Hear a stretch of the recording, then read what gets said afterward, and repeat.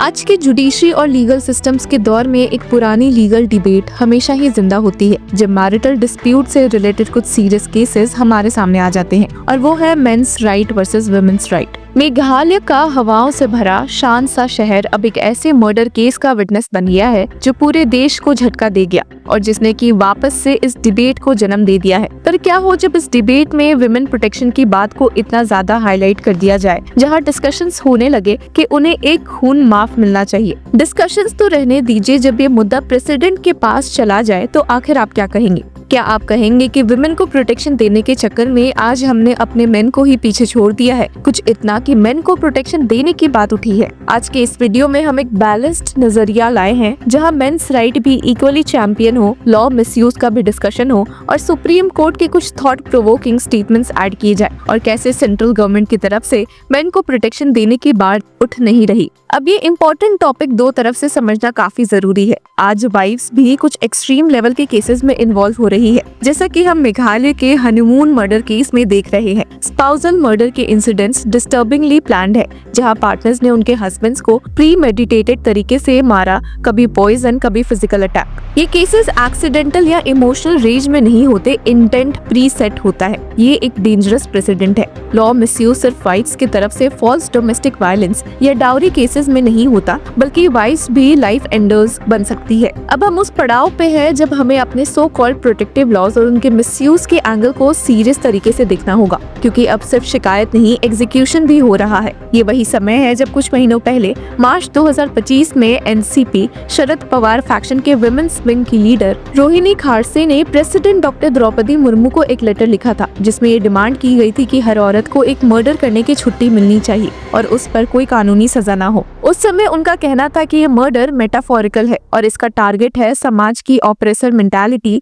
Rapist mindset और एक failed law and order system. लेकिन सवाल ये उठता है, अगर कोई मेटाफोरिकल डिमांड पब्लिक डिस्कोर्स में एक लेजिट लीगल डिमांड जैसे प्रेजेंट होने लगे तो कॉन्सिक्वेंसेस कितने डेंजरस हो सकते हैं। आज जब हम सोनम जैसे रियल लाइफ केसेस देखते हैं, जहां एक औरत ने शादी के सिर्फ कुछ दिनों के अंदर अपने पति का मर्डर प्लान किया, तो रोहिणी खारसे की उस डिमांड को अब हम किस नजर से देखें? अब रोहिणी ने अपने लेटर में मुंबई में हुए एक 12 साल की लड़की के गैंग रेप का जिक्र किया था और कहा था कि इस देश में औरतें सेफ नहीं है। उन्होंने वर्ल्ड पॉपुलेशन रिव्यू के सर्वे का रेफरेंस दिया, जहां इंडिया को एशिया का सबसे अनसेफ देश बताया गया वुमेन के पर्सपेक्टिव से। वो चाह रही थी कि फ्रस्ट्रेशन के इस लेवल पर पहुंच चुकी औरतें सिंबॉलिकली या एक्चुअली अपना गुस्सा किसी मर्डर में निकाल पाए और उन्हें इम्यूनिटी मिले। ऐसे में ये कहना कि एक मर्डर माफ हो सिर्फ हाइपर बोल नहीं था, ये एक लीगल इमेजिनेशन का डेंजरस डिपार्चर भी था। लेकिन हमें ये बात भी समझना होगा कि अगर हमें रेप, सेक्सुअल असॉल्ट और हरासमेंट जैसी क्राइम से रियल में लड़ना है, तो उसके लिए जस्टिस सिस्टम में ट्रस्ट और बैलेंस मेंटेन करना जरूरी है।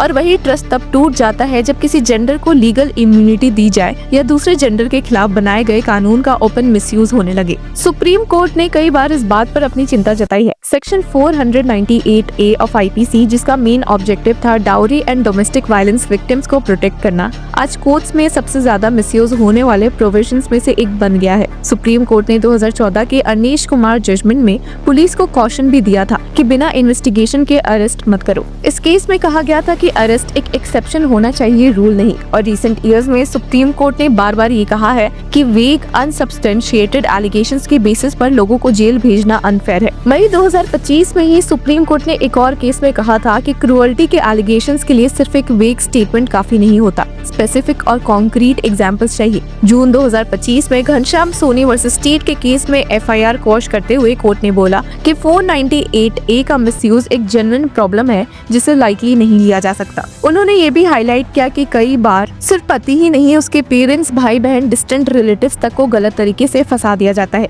पर मामले यहाँ नहीं रुकते हैं। इन मई 2024 सुप्रीम कोर्ट ने कंसर्न भी एक्सप्रेस किया था जब IPC section 498A was replicated in the Bharatiya Nyaya Sanhita without offering protection to the husband and his relatives against frivolous complaints. यानी कि सुप्रीम कोर्ट के इतने फ्लैग करने के बावजूद कि लॉज का मिसयूज हो रहा है, सेंट्रल गवर्नमेंट ने इन लॉज में सुधार लाने की कोशिश भी नहीं की। अब फैक्चुअल डेटा से और ज्यादा क्लैरिटी मिलती है। दिल्ली RTI डेटा 2021 से 25 कहती है कि 9,950 सेक्शन 498 के केसेस में सिर्फ 0.2% कन्विक्शंस है। 47% केसेस हाई कोर्ट्स ने क्वॉश किया। इसका मतलब क्या है? बहुत सारे फॉल्स एलिगेशंस होते हैं जिसकी वजह से इनोसेंट हस्बैंड्स इन लॉज को अननेसेसरली पुलिस कस्टडी और ट्रायल्स फेस करना पड़ता है। इमोशनल और रेपुटेशनल ट्रॉमा के साथ साथ फाइनेंशियल बर्डन भी। अब मेंस राइट्स एक्टिविस्ट जैसे दीपिका नारायण भारद्वाज बोलती है कि not a single woman punished for filing false 498A in last 40 years। वो ये भी कहती हैं कि आदमियों को फॉल्स एक्यूजेशंस के बाद न सिर्फ लीगल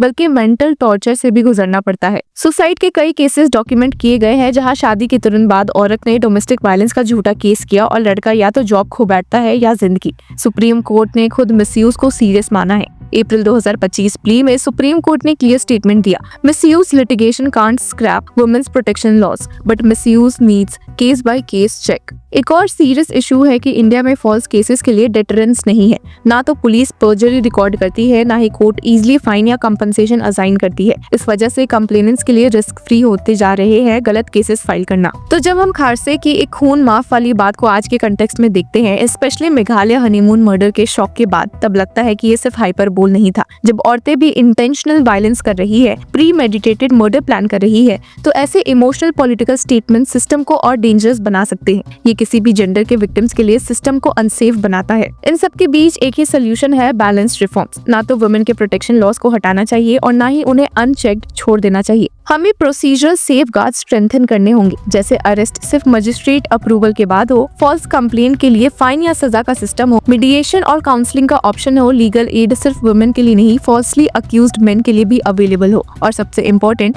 मीडिया और पॉलिटिकल लीडरशिप को रिस्पॉन्सिबली एक्ट करना होगा। जब हम कहते हैं कि जस्टिस शुड बी ब्लाइंड, इसका मतलब ये नहीं कि जस्टिस बेपरवाह हो। इसका मतलब ये है कि हर केसेस को फैक्ट्स के बेस पर इवैल्यूएट किया जाए, ना कि जेंडर के बेसिस पर। खारसे जी की डिमांड हो या किसी महिला के फेवर में की गई पॉलिटिकल स्टेटमेंट्स, ये सब तभी रिलेवेंट है जब वो जस्टिस सिस्टम के फ्रेमवर्क के अंदर फिट हो सके। अब एक्चुअल मेंस राइट की बात करें तो false accusations should be penalised, swift withdrawal, fines and even charges, evidence-based trials, no arrest just on complaint, forensic checks, corroboration mandatory, mediation before prosecution, Anish Kumar guidelines के तहत pre arrest bail, council hearing, 50-50 gender sensitisation, police, judiciary और society को अच्छे से train किया जाए, not women only sensitisation, support groups for falsely accused men, legal aid, rehabilitation, mental health support. आज के इंडिया में जहां एक तरफ सेक्सुअल वायलेंस है तो दूसरी तरफ फॉल्स एक्यूजेशंस भी है। हमें दोनों के अगेंस्ट इक्वली स्ट्रॉन्ग स्टैंड लेना होगा। मेन को भी डिग्निटी चाहिए, लीगल रिकोर्स चाहिए और एक ऐसा सिस्टम चाहिए जो उनकी भी बात सुने। एक लाइन में बात समझते हैं कि किसी भी जेंडर के लिए एक मर्डर माफ का आइडिया सिर्फ रैश है, लेकिन हर जेंडर के लिए एक फेयर चांस टू जस्टिस जरूरी है। तो वीवर्स, आपकी राय क्या है हमें कमेंट सेक्शन में जरूर बताएं और तब तक के लिए कीप फॉलोइंग लॉ चक्रा।